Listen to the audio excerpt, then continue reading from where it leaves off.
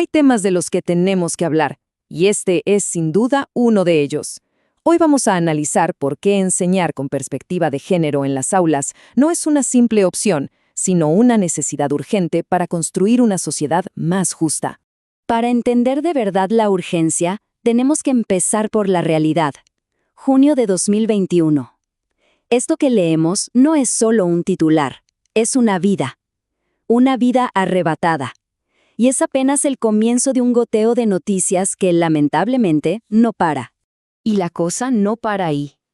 Menos de un año después, en abril de 2022, otro caso que nos muestra la cara más cruel de la violencia. Aquí, la violencia de género se expande para causar el mayor dolor posible, usando a un niño como arma. Y ojo, porque la violencia no siempre es física. A veces se disfraza de tradición, como en este incidente de octubre de 2022. Quizá lo más alarmante aquí es cómo se normalizan estas actitudes, cómo se defienden como si fueran algo inofensivo. A ver, estos tres eventos que a primera vista parecen muy distintos, en realidad están conectados por una raíz común. Y esto nos lleva a la pregunta fundamental: ¿por qué sigue pasando esto? Pero más importante todavía, ¿qué papel juega la educación en todo esto? Bueno, profundicemos un poco. Estos no son incidentes aislados, ni mucho menos. Son los síntomas de un problema estructural muy profundo. Un problema que la educación tiene la responsabilidad y también la oportunidad de abordar de frente. Y miren, esto no es solo una opinión. La evidencia científica es bastante clara. Los prejuicios y estereotipos de género, que muchas veces son inconscientes, afectan directamente el juicio de los profesionales y les impiden detectar y actuar a tiempo ante situaciones de violencia. Entonces, si el problema está claro, ¿cuál es la solución? Hablemos de lo que significa de verdad enseñar con perspectiva de género, porque les adelanto, va mucho pero mucho más allá de simplemente tener niños y niñas en la misma aula. Para entenderlo mejor, podemos partir de un concepto que seguro nos suena: la educación inclusiva. Este modelo lo que busca es responder a la diversidad de todos los estudiantes. Bueno, pues el género es una dimensión fundamental de esa diversidad. Así que el punto crucial es este. Integrar la perspectiva de género significa básicamente tres cosas. Primero, reconocer que el género puede ser una causa de desigualdad. Segundo, ser súper conscientes del lenguaje y los materiales que usamos.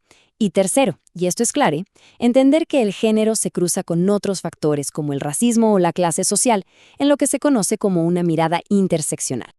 Ahora, la pregunta del millón: ¿dónde se manifiesta todo esto en el día a día de la escuela? Pues se manifiesta en el currículo. Pero no de una sola manera, ¿eh? Hay como dos caras de la misma moneda: lo que se enseña abiertamente y lo que se aprende en silencio. A la izquierda tenemos el currículo explícito, o sea, los libros, los planes de estudio, lo oficial. Aquí es muy común que las contribuciones de las mujeres simplemente no aparezcan. Y a la derecha está el currículo oculto, que es mucho más sutil. Son las expectativas de los profes, las interacciones diarias, esas normas no escritas que refuerzan la desigualdad sin que casi nos demos cuenta. Y miren, este ejemplo es perfecto para entender el currículo oculto en acción. Es una cita real. Detrás de lo que parece una lógica práctica, se esconde una decisión que en el fondo perpetúa la idea de que lo masculino es universal y lo femenino es, bueno, secundario. Y este currículo oculto, créanlo o no, hasta se puede medir. Un estudio encontró que en ciertas aulas universitarias, los estudiantes hombres ocupan 1.6 veces más el espacio sónico. O sea, hablan más, interrumpen más. Son microdesigualdades que, sumadas, crean lo que se conoce como climas fríos para las mujeres. A ver, si la necesidad es tan evidente y las soluciones se conocen, ¿por qué cuesta tanto avanzar? Pasemos a analizar los obstáculos y las resistencias, que casi siempre se pueden resumir en un concepto clave. Ese concepto es la ceguera de género. ¿Qué es? Es la incapacidad de ver que los roles que asociamos a hombres y mujeres no son algo natural, sino construcciones sociales. El gran peligro es que esta ceguera se disfraza de neutralidad, pero en realidad lo que hace es mantener las cosas como están, o sea, desiguales. Y esta ceguera se traduce en resistencias súper concretas, que este esquema resume a la perfección.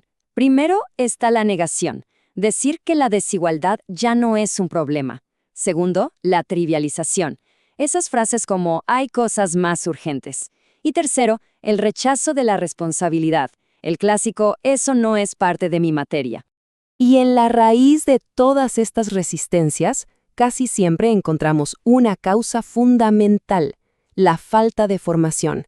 Sin herramientas, sin conocimiento y sin sensibilización, es prácticamente imposible que el profesorado pueda desmantelar estos prejuicios, tanto los propios como los del sistema.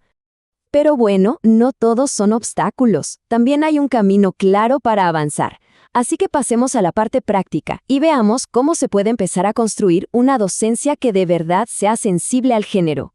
El camino se puede resumir en 3 pasos clave. Primero, conocer. Entender el feminismo como la base teórica que nos da las herramientas. Segundo, aprender a mirar, o sea, entrenar la vista para poder percibir la desigualdad. Y tercero, practicar la igualdad, buscar alianzas, compartir experiencias. Y para hacerlo todavía más concreto, aquí hay algunas preguntas de autoevaluación. ¿Se incluyen autoras mujeres en la bibliografía? ¿Se fomenta que todos participen por igual? ¿Se habla abiertamente sobre género? Son preguntas que parecen sencillas, pero que son súper poderosas para empezar a cambiar la práctica de todos los días. Y para cerrar, esta metáfora me parece fundamental para entender la magnitud del cambio que se necesita. No estamos hablando de cambios superficiales, de redecorar la casa. No, se trata de un cambio estructural, de reformar los cimientos de cómo entendemos y practicamos la educación. Al final, todo se reduce a esto. La educación que damos hoy está moldeando, ladrillo a ladrillo, la sociedad del mañana. Así que la pregunta que nos queda no es si debemos actuar, sino qué tipo de futuro estamos eligiendo con nuestras acciones, o incluso con nuestras inacciones en este preciso momento.